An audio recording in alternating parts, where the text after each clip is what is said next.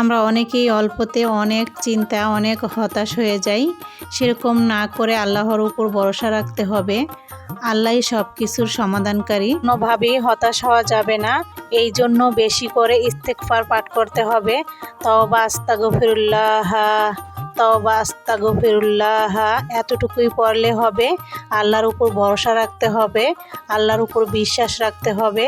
বেশি বেশি করে দুরূদ শরীফ পাঠ করতে হবে এবং 5 ওয়াক্ত নামাজ পড়তে হবে।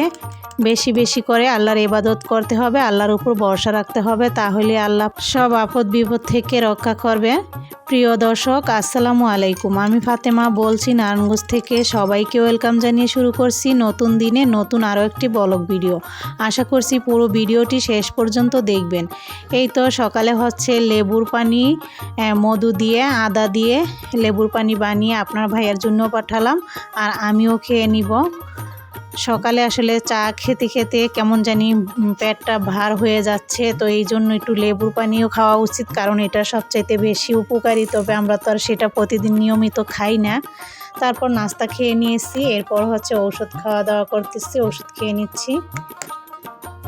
আর এই তো আল্লাহর রহমতে অনেকটাই সুস্থ আছি, তারপরও কিন্তু এই মেডিসিনটা নিতে হয়, এটা নিলাম। আর এই যে সাইফুল, আমি আপনার ভাইয়া তো নাস্তা খেয়ে নিয়েছি। এখন শিউলি আর ইয়ামিন ঘুম থেকে উঠছে, ওরা আবার এখন নাস্তা খেয়ে নিবে। তো ইয়ামিনকে বিরিয়ানি গরম করে দিয়ে দিলাম আর দুধ দিয়ে দিলাম খাওয়ার জন্য। বিকেলে এই প্রতিদিন দুধটা খাওয়া হয়, অবশ্য কালকে খাওয়া হয় না, তাই সকালেই দিয়ে দিলাম।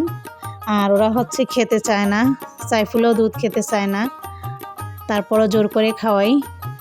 দুধ কেউই আসলে খেতে চায় না। তো যাই হোক, এই তো কল্পনা আসছে থালাবাটি ধুইতেছে। আমি আবার এই যে আমার গাছ থেকে কি বলে বরবটি, অনেকে লুব্বাও বলেন, যাই হোক সেটা ছিঁড়ে আনলাম, আমি ভর্তা করব। আর আমার মেয়ে হচ্ছে এই যে মাছের পানি চেঞ্জ করতে হয় একদিন পর পর, সেটা হচ্ছে চেঞ্জ করছে। আর এই তো আমি এই জায়গাটাতে মাছের অ্যাকোয়ারিয়ামটা রেখে দিই, তো সেখানে আবার সুন্দর ফ্রেশ করে তারপর রেখে দিল। আর আদার দিয়ে দিবে মাছের খাওয়ার জন্য। যারা ভিডিওটা দেখতেছেন প্লিজ আপনারা শেষ পর্যন্ত ভিডিওটি দেখবেন, ইনশাআল্লাহ ভিডিওটি আপনাদের কাছে অবশ্যই ভালো লাগবে। কেমন লাগলো আপনাদের মূল্যবান মন্তব্য, ভালো মন্দ কমেন্ট করে যান। ইদানিং আবারও দুপুরবেলা রান্নার সময় গ্যাস কমে যায়, তাই রান্না করতে ভালো লাগে না। রান্নার সময় যদি গ্যাস না থাকে তাহলে কিন্তু ভালো লাগে না। আর দুপুরে গরম ভাত গরম তরকারি ছাড়া আমাদের বাসায় খাওয়া হয় না। অবশ্য সকালে যদি রান্না করি তাহলে কিন্তু অনেকটাই গ্যাস থাকে, সেই গ্যাসে রান্না করে রাখলে খাওয়া যায়, তবে সেরকম খাওয়ার অভ্যেস নাই। তো এইখানে হচ্ছে শিং মাছ রান্না করব। শিং মাছকে তো কেটে দিয়েছিল, তারপর আমি আবারও ফ্রেশ করে নিলাম। আর এখানে হলুদের গুঁড়া, মরিচের গুঁড়া, লবণ মাখিয়ে নিলাম। এই যে মেন আগুন দিয়ে আর কি ঢাল রান্না করলাম। আর এখন আমি কারেন্টের চুলাই রান্নাটা করব, তরকারিটা। এখানে বিছানার চাদর ধুইলো কল্পনা, সেটা আমি মেলে দিলাম। ও হচ্ছে সবসময় কাপড় রোদে দিতে ভুলে যায়, কিন্তু শেফালি যখন ছিল সে কিন্তু কাপড় সাথে সাথেই খেয়াল করে রোদে দিয়ে দিত। তো যাই হোক, ও এরকমই প্রত্যেক দিন করে, ভুলে যায়, আমিও কিছু বলি না, শুকাতে দিয়ে দিলাম রান্নার ফাঁকে, অসুবিধা নাই। তো এইখানে আমি মাছটিকে হালকা করে ভেজে নিচ্ছি কারেন্টের চুলায়। আর এই যে ডালটাও কিন্তু পাশে হইতেছে লাইনের গ্যাসে, যতটুকু হয় আর কি। আর এই যে বরবটি কেটে আনলাম গাছ থেকে, সেটার ভর্তা করব, সিদ্ধ দিয়ে দিলাম। তারপর মাছ নামিয়ে সেই মাছের তেলেই আমি এখানে দিয়ে দিলাম পেঁয়াজ কুচি। পেঁয়াজ কুচিটা দেওয়ার পর হচ্ছে এই যে ভেজে নিচ্ছি। আর ওরা হচ্ছে পড়তেছিল, শিউলি আর কি ইয়ামিনকে পড়াইতেছিল, আর কল্পনা ঘর মুছতেছিল। আর এই তো আদা রসুন বাটা দিয়ে দিলাম তেলে, তারপর দিয়ে দিলাম হলুদ গুঁড়া, মরিচ গুঁড়া 1.5 চামচ, হলুদ গুঁড়া 1 চামচ, মরিচের গুঁড়া 1 চামচের চাইতে একটু কম দিয়েছি, কারণ কাঁচামরিচটা দিয়েছি যে এই জন্য। আর স্বাদ মতো লবণ। তারপর এখানে দিয়ে দিলাম টমেটো আর আলু টমেটো দিয়ে এরপর ভালো মতো কষিয়ে নিব। ভালো কষানো হয়ে গেলে এরপর আমি এখানে মাছটা ঢেলে দিলাম, আর জলের পানিটাও একসাথেই দিয়ে দিচ্ছি। অবশ্য চাইলে মাছটা আরও পরেও দেওয়া যায়, তো আমি দিয়েই দিলাম। আর শিং মাছ কিন্তু কষিয়ে রান্না করলেও খেতে ভালো লাগে, তারপরও একটু ভেজে নিলাম, কারণ হচ্ছে আমরা তো আর নদীর শিং মাছটা খাইতেছি না। নদীর শিং মাছ কিন্তু কষিয়ে রান্না করলে অনেক ভালো লাগে। এখানে আমি দিয়ে দিলাম জিরা গুঁড়া কিছুক্ষণ পর আর কি, আর কিছুক্ষণ রান্না করলেই কিন্তু আমি নামিয়ে নিব, একটু ঝোল ঝোল রাখবো।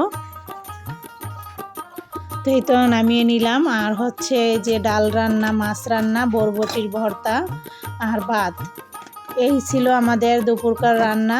এ দিয়ে আমরা খাওয়া দাওয়া করে নিব। বিকেলে কিন্তু তেমন একটা খাওয়া হয় না, তো এই জন্য খাওয়ার আর কোনো চিন্তা নেই, শুধু ভাত রান্না করলেই হবে।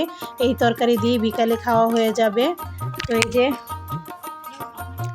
তো ইয়ামিন হচ্ছে খাবার খেয়ে চলে গেছে, ওর পড়া দিয়েছে 2টা বাজে, আরবি পড়া আগে 3টায় পড়তো, এখন 2টা বাজে, তাই ওকে আগে খাইয়ে পাঠিয়ে দিয়েছি।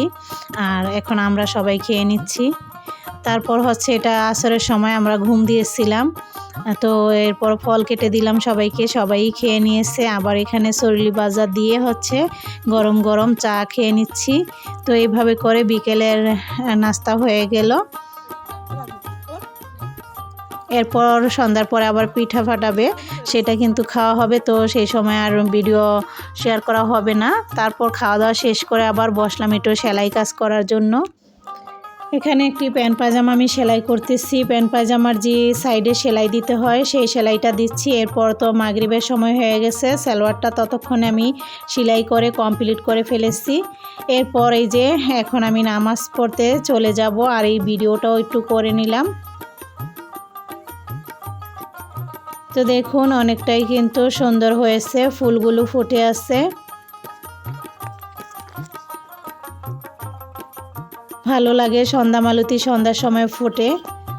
তো আপনাদের কাছে কেমন লাগলো কমেন্টের মাধ্যমে অবশ্যই জানাবেন। যারা এখনও চ্যানেলটিকে সাবস্ক্রাইব করেন নাই প্লিজ চ্যানেলটিকে সাবস্ক্রাইব করে দিবেন।